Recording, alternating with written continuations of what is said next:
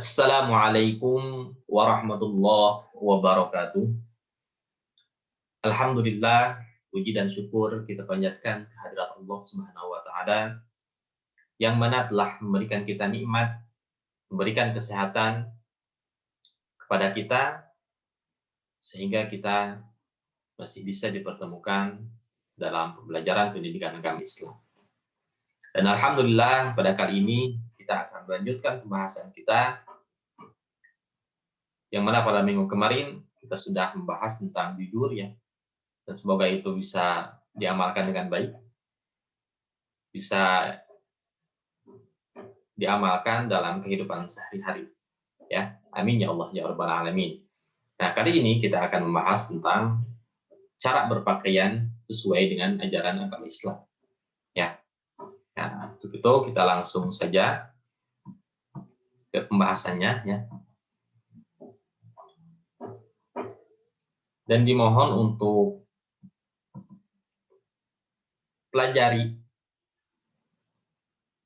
dengan baik ya tentang materi ini. Nah, ini sangat penting bagi kita sebagai umat Islam. Ya, apalagi yang perempuan nih. Awas. Nah, KD-nya itu ini ya, kompetensi dasarnya adalah berpakaian sesuai dengan ketentuan syariat Islam dalam kehidupan sehari-hari. Awas nih. Tujuan pembelajaran ya, peserta didik mampu membaca, nanti membaca Al-Qur'annya, dari dalilnya, terus menjelaskan maknanya, dan menampilkan contoh perilaku ya yang berdasarkan dalil itu. Ini tujuannya ya, tujuan kita mempelajari ini adalah agar kalian itu bisa membaca dalilnya, terus menjelaskannya juga maknanya seperti apa, dan nanti bisa dipraktekkan ya dalam kehidupan sehari-hari. Nah, jadi itu. Nah, kita masuk ke pengertian busana ya. Jadi busana muslim itu adalah busana atau pakaian yang seharusnya dikenakan oleh umat Islam, baik itu wanita ataupun laki-laki dalam setiap aktivitas. Nah, jadi yang namanya busana muslim itu adalah ya pakaian yang sering kita pakai dalam aktivitas sehari-hari gitu. Ya. Nah, jadi itu tentang pengertian busana muslim. Nah, awas ya. Nah, sekarang kita masuk ke syarat kita berpakaian muslim itu seperti apa sih?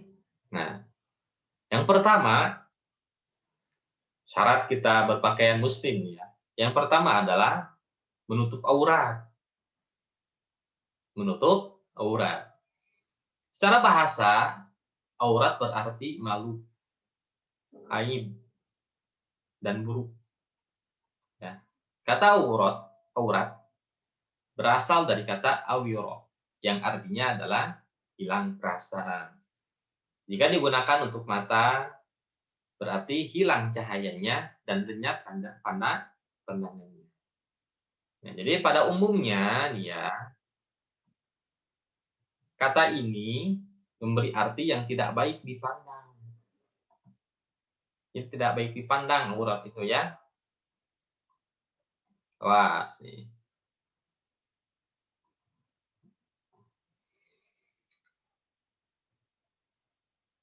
Memalukan dan mengecewakan. Menurut istilah dalam hukum Islam, aurat adalah batas minimal dari bagian tubuh yang wajib ditutupi karena perintah Allah. Awas nih menjadi catatannya, karena perintah Allah. Bukan karena takut sama seseorang, bukan ya. Bukan takut karena manusia, bukan, tapi karena ini adalah perintah Allah. Jadi yang namanya aurat itu adalah sesuatu yang harus kita tutupi intinya ya. Yang harus kita jaga. Tuh. Itu aurat namanya. Jadi syarat kita berbusana muslim itu yang pertama adalah menutup aurat. Ya. Nah, seperti halnya aurat bagi wanita adalah seluruh tubuh kecuali wajah, wajah dan telapak tangan ini nih, telapak tangan. Nah, berdasar pada firman Allah Quran surat Al-Ahzab surat yang ke-33 ayat 59 yang berbunyi A'udzu billahi minasy syaithanir rajim.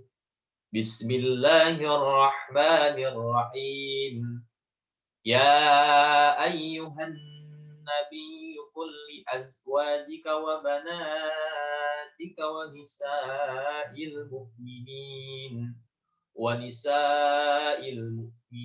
yudnina 'alaihinna min jalabibihin. Nah, yang artinya adalah wahai Nabi kepada Nabi Muhammad ini ya, Shallallahu Alaihi Wasallam. Katakanlah kepada istri-istrimu, anak-anak perempuanmu, dan istri-istri orang mukmin semuanya perempuan ini ya, khusus perempuan. Hendaklah mereka menutup jilbabnya ke seluruh tubuh.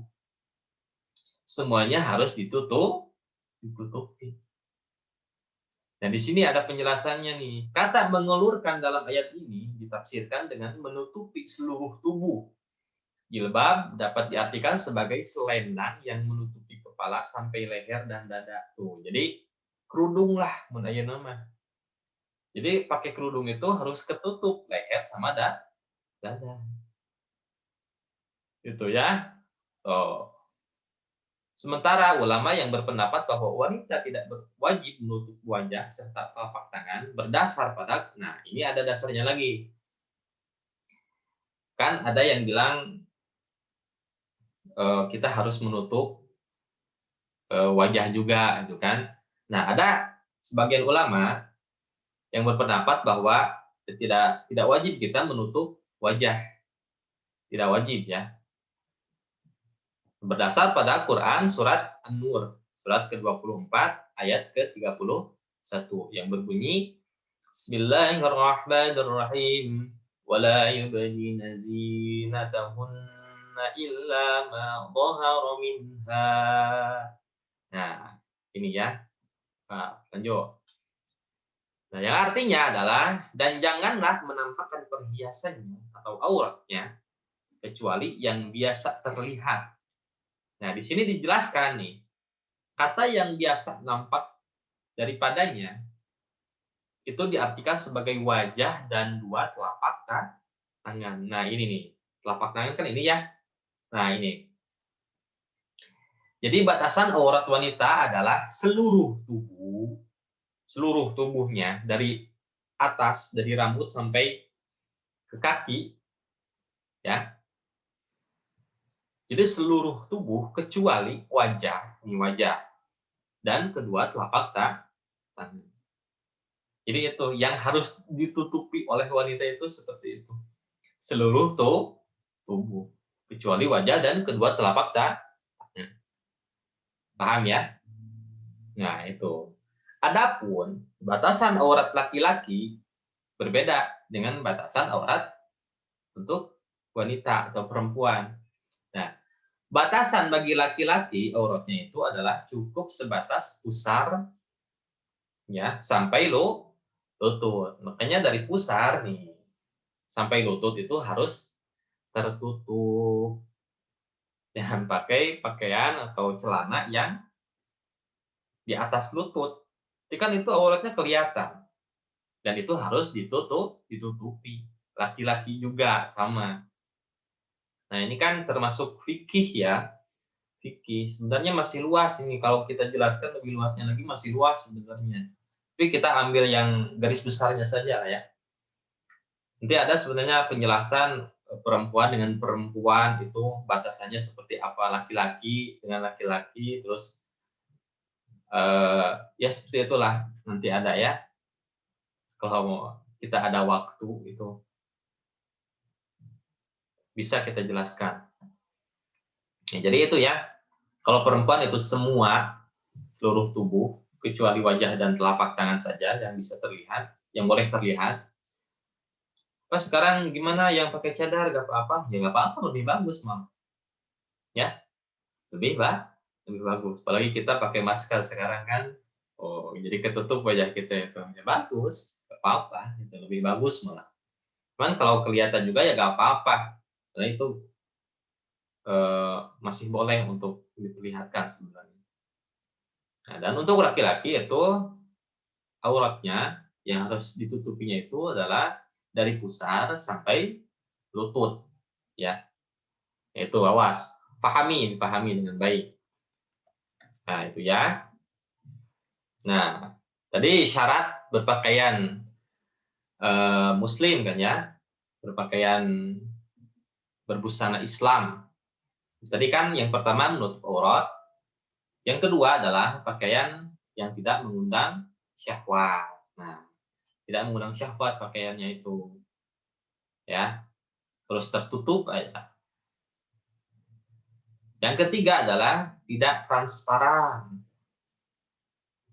Jadi tidak kelihatan kita pakai baju pun ya nggak kelihatan, dalamnya nggak kelihatan gitu. Tidak boleh kelihatan kalau pakai baju itu. Bukan tidak boleh transparan. Dia harus tertutup aja, semuanya harus tertutup. Jangan sampai kelihatan dari luar gitu kan. Transparan itu kan seperti itu. Ya. Nah, di sini disebutkan ketika kita perempuan ya menggunakan pakaian yang transparan, yang kelihatan gitu. Walaupun tertutup tapi kelihatan kan transparan seperti itu ya. Nah, orang yang seperti ini itu tidak akan masuk surga dan bahkan tidak akan mencium aroma surga itu seperti apa, tidak akan. Ini adalah berdasarkan hadis Nabi. Kayaknya ya, yang perempuan ini yang biasanya seperti itu terus perempuan. Jadi ya kita harus bisa lah ya, harus bisa melawan, menahan. Walaupun ya memang sangat tidak mudah sih sebenarnya, tidak mudah. Tapi ya kita harus bisa, harus kita paksakan gitu loh, ya. Karena ini disebutkan di sini itu, ini kata Nabi loh ya.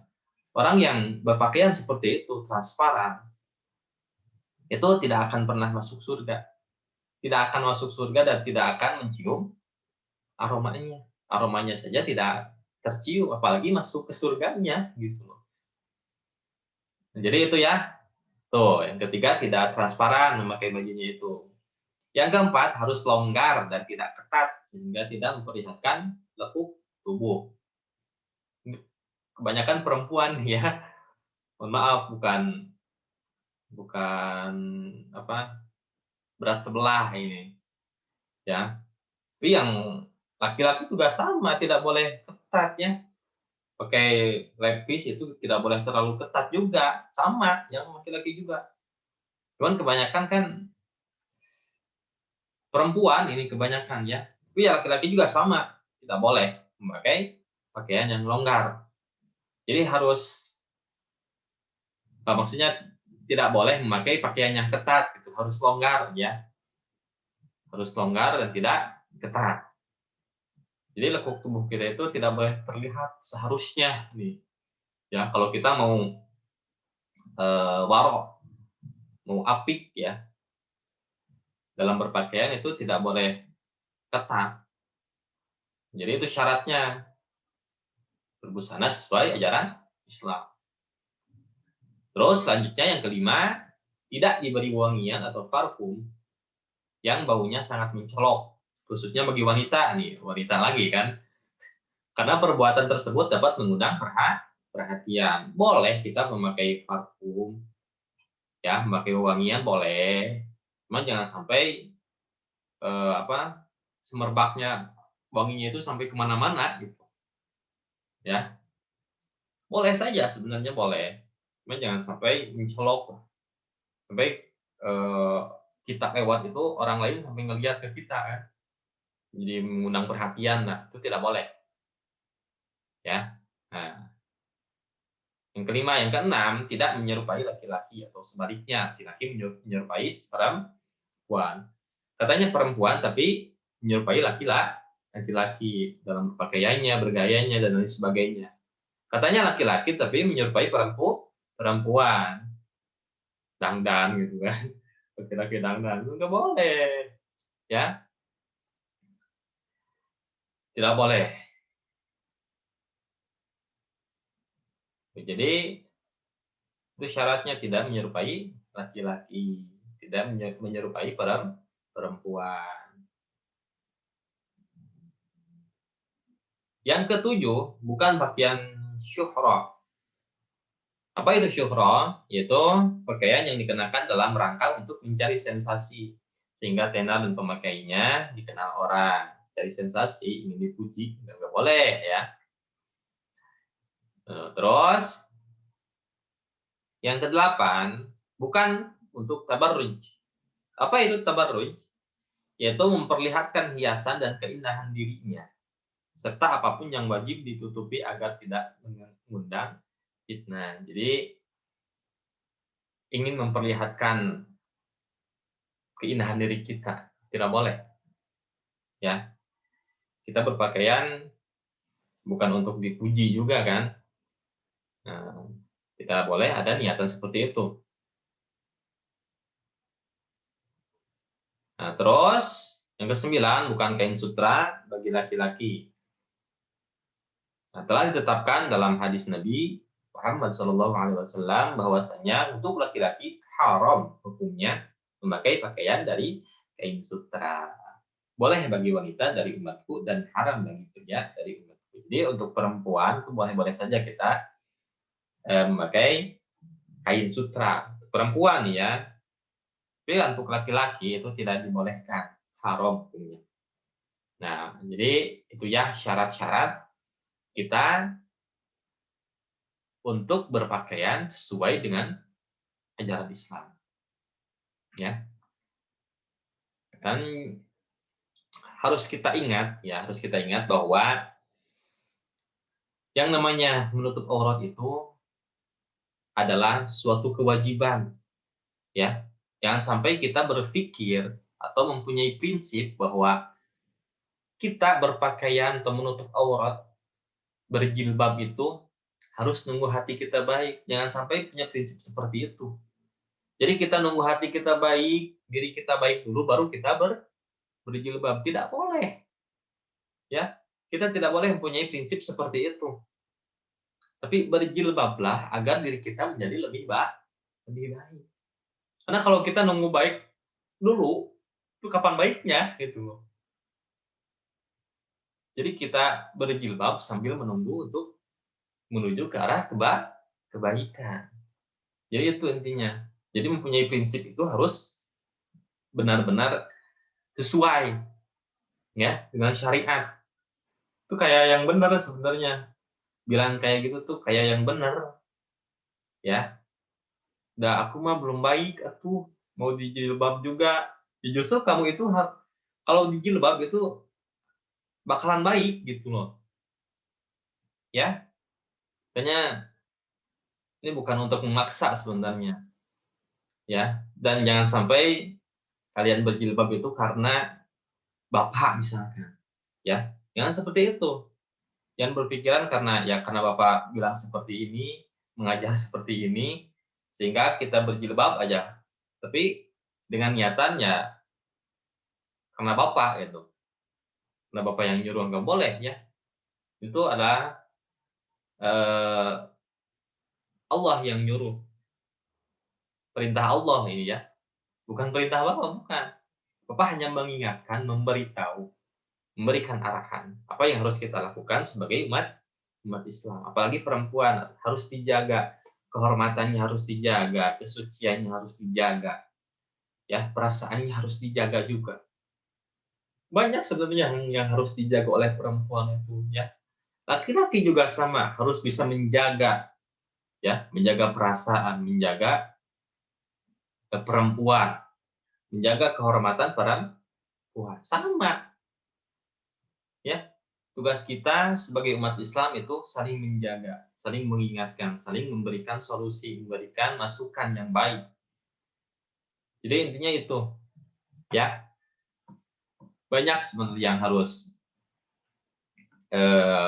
kita jelaskan, harus kita paparkan. Makanya untuk yang ingin bertanya nih ya, boleh mau di komentar ataupun di WA japri ke Bapak curhat tentang pakaian saya seperti ini, Pak, saya ingin berjilbab sebenarnya, tapi keadaan saya seperti ini dan lain sebagainya. Bolehlah, boleh ya.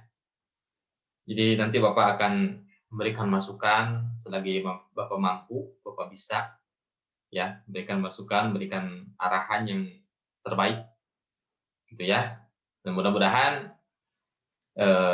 pelajaran kali ini dan sampai minggu-minggu ke depannya masih tentang jilbab ya, tentang aurat, tentang busana, tentang pakaian. Semoga ini bisa bermanfaat khususnya bagi diri Bapak sendiri ya, karena diri Bapak pun masih belajar lah ya, berpakaian yang muslim, berpakaian yang baik seperti apa, menutup aurat seperti apa, dalam menjaga pandangan juga kan masih belajar, masih ya godaannya masih luar biasa lah ya. Kayaknya kita sama-sama saja untuk belajar, untuk saling mengingatkan ya. Semoga pelajaran kali ini bisa bermanfaat ya untuk kalian lah ya. Semoga pembelajaran ini juga bisa dijadikan referensi yang baik dalam kehidupan kalian ya, dalam mengenal agama kita, maksudnya seperti apa kita mempelajari ini ya, karena apapun yang kita pelajari itu semata-mata untuk menggapai ridho Allah Subhanahu wa taala.